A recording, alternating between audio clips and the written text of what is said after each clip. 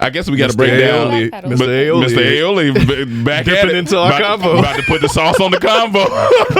Even before we think about that, I just thought about when you said that. I'm like, oh yeah, we didn't even talk about the difference between celibacy and abstinence. Yes. I think that because some people don't know what that Sometimes is. you can throw semen retention in there. That's a whole nother conversation.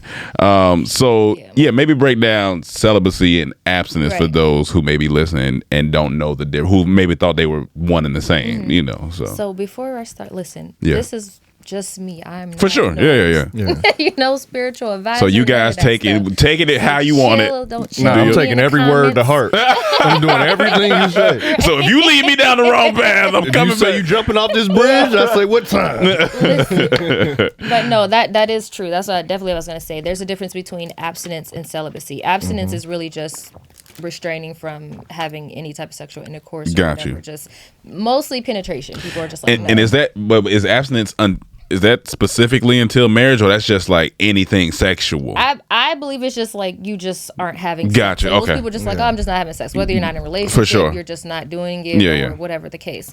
Now, celibacy is more of a spiritual vow. Like your vow, it's more of a like for me, the reason I did it, this was me working on my relationship with me and God. I didn't care about nobody, because a lot of people are like, oh, you're not dating or talking. This has nothing to do with anybody's relationship but me and my relationship with God. Yeah. Like, so I took a vow on my 33rd birthday. That was my Jesus year. Yep. I took a vow. I had reached a point in life where I felt like I did a lot. I manifested a lot. And I felt like at this time, I was stuck. It was like a spiritual block. You have writer's block, all that. Yeah.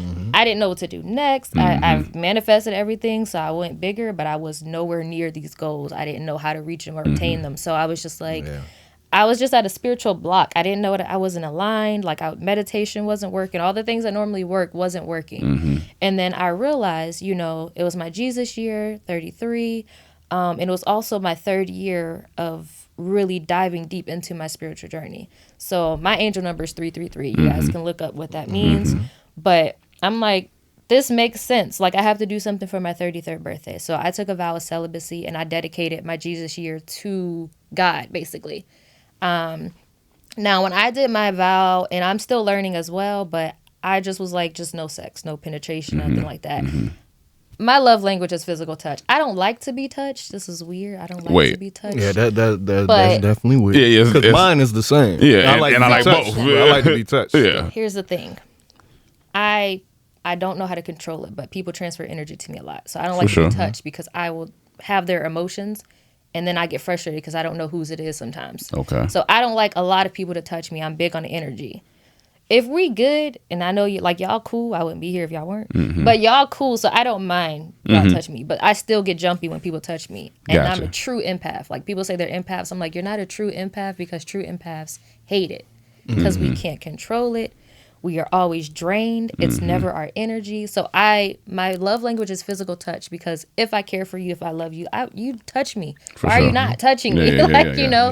But just in general, I'm just like, energy is transferred so easily and so quickly. And I have not learned how to protect myself from it other than crystals and prayer. And you know what I mean? But sometimes I can't, there's nothing I can do. So I don't like people touch me. Gotcha. Like, my grandfather used to always say that, you go into these churches and letting these people put hands on you, don't do that. And I was like, what do you mean? Like, they're supposed to, they're in church. But then I learned very quickly, like, sometimes they're the worst people for sure. For sure. Just because you're going to church, so you're going to heaven. Yeah. But as a kid, we don't know. We think like, if you in church, you saints. That's when you're young. That's when you grow up. Yeah, when you grow up, you're like, all right, this nigga's tripping. Right. Like, yeah. Some of the worst souls he talking about the preacher. Yeah, he talking.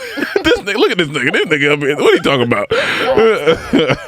about? So for you, celibacy just meant no sex, or did it mean no everything? Like, so when I did my vow, I was just like, strictly no sex, like no sex, anything like that, because I'm gonna hug people. You know what I'm saying? Yeah. I don't feel like kissing is. I can kiss somebody and only be physically connected to them. The reason I did celibacy is because if you think about it, sex is like the one thing that you're connected to someone physically, mentally, emotionally, and spiritually. You're giving that person a lot of power over you.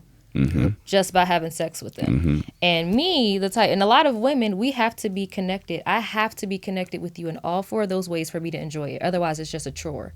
So I'm like, damn. A chore. it is. And what's Like, interesting is a lot of people feel as if kissing is more intimate than sex It can be. sometimes, which is, so that was interesting that you kept kissing, because kissing for me, I think it's just because I'm a physical touch person, it's immediately going to turn me on. Immediately. Right. So it's just like, if I really want to stay away from certain things, it's like, especially if you already like the person, it's like, I don't know if I need to be kissing you if I'm trying not to have sex with you, to be honest. Makes sense. Especially if you talking about like really making out. Yeah, like There's a pot. Yeah. But there's boundaries There's to it. boundaries But you know what I'm for saying? sure. If somebody's going to come kiss me on the cheek or something, Yeah, I that's- don't yeah, have yeah. a problem with that. Yeah, Like, yeah. It's whatever. So that's why, come here, baby. right. That's why I was like, I'm not going to say that. But I was just like, no sex or whatever. Because Gotcha. I'm more so thinking about being connected in those 4 ways. Absolutely. And giving that person that much power. And if you know anything about your chakras, right down there is that, like, And that's one of the biggest energy transfers is It sex. is. So it's like if you It feeling is. depressed after having sex with someone, you took that on, you know? absolutely. And So- I think people think this is not real, but like, if you take a break from sex, like, one, you gain a certain type of power, and we can go into all that stuff, but 2, you can actually heal your body from certain ailments that you were, maybe experiencing. Maybe you've been experiencing headaches for a while, or some type of your bad skin or something like that, because you have your life force, especially with men, like, because you haven't released and had your life force drained or sucked out of you for better. You get it. No pun intended. You can heal your body because you have all this energy, like, and you using this energy and you praying and you meditating, like, it's you turn into a whole superhero, you know what I'm saying? So how did you feel? Let's take it by quarter. All right. So first quarter is, the 3-4 months when you first started, how are you feeling? Like, So it was. and were you coming off of like something, like dealing with somebody, or No. Okay. So that's what I was okay. going to say. So I was already abstinent. Okay. I'm very much single. So I Gotcha. wasn't dealing with anyone or anything like that. So I was already abstinent. And then before this vow, I had been abstinent for like 46. That's my like peak. Not recently, but I was abstinent like 46 months. So a 46? year is Okay. nothing to me. It was Okay, almost you 4 I'm about to years. say, you talking in baby terms. I'm like 46. It was almost 4 years. Yeah, cool. It was almost 4 years. So a year is just like, But this was Okay. different because it was more of a spiritual vow. So there were things in Okay, there so that you already had a lead into it then. Yeah. It wasn't like you, okay, So it that's was okay. 4 years before you started this one. No. So Oh, it was okay. 4 years. It was close to 4 years. Then I was in a relationship. For Oh, 3 years. okay. I thought you had went. I was like, oh, well, you was, I mean, Nah. yeah. And Okay. then after, because like people who know me, they're just like, oh, it's just a year, whatever. You do Yeah. this all the time. Like Yeah. it was not big to them, but I'm like, it's a bigger deal because I was abstinent just because I just wasn't having sex. Yeah, for sure. I took a vow. This is between me and God. So I'm not just not having sex. I'm still building and doing things yeah. behind the scenes, building my relationship with God. So Yeah. it's way more to it. Like, you know what I mean? But Yeah.